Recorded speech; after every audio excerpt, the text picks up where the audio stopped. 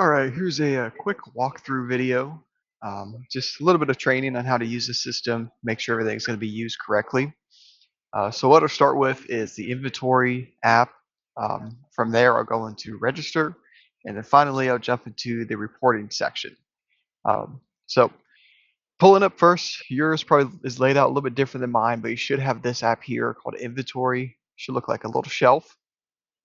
Um, Within here, you should see a list of all your items, and you also have your categories as well that your items are stored in. Some people create categories. You don't have to. It really just depends on how you want to organize it. But I'll jump to the items section, and I'll click on, for example, this item we have here called beer. So if we want to track stock, what we would need to do is at the beginning of each day or before we have an event is put in how much stock we have on hand. So say we got 100 of these on hand. We'll set that up and then we'll hit save. Now, if you do an event, say you have 100 and you sell 80, the next event you do, the stock amount isn't going to automatically reset. You're going to have to go in there and just tell the system how much you're starting with so everything can match up. Um, that covers a good bit of the stock app there. Jumping into register, I'll pull it up. So here we have our items. Let me go to my drinks. We'll say we'll buy a beer. Of course, we can click on it again to add another one. Once we got the correct amount in here, go ahead, hit review order, hit pay. From this, if this was an actual device, you should have an option for card here at the top. But if it's cash, we need to make sure we put in the cash amount that they gave us.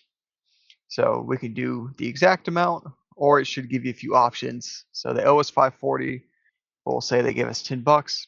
We'll hit pay cash, and it should show us the change that's also due. But we need to make sure that this pops up, and then we hit done. And that way we know that the order has been completed, and it's going to be recorded in the system when it takes you back to the original register screen we're looking at here. Finally, we'll touch on the reportings app real quick.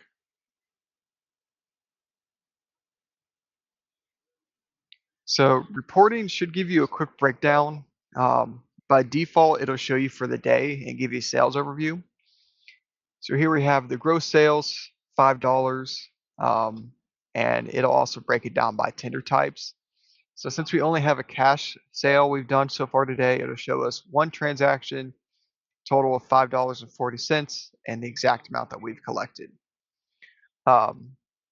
No payments by cards type, so nothing's here, but you should also have a breakdown of card types. It should be like credit, debit, and it can even break it down by Visa.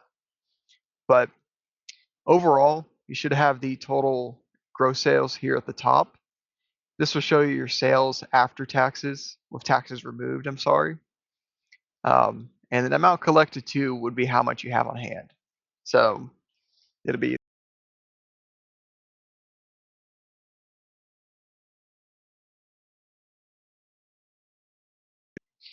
and again, for doing the cash, if you just want to, count the cash, what you physically have and what's in the machine, this would be the best way to, you know, connect everything together and make sure it all adds up correctly.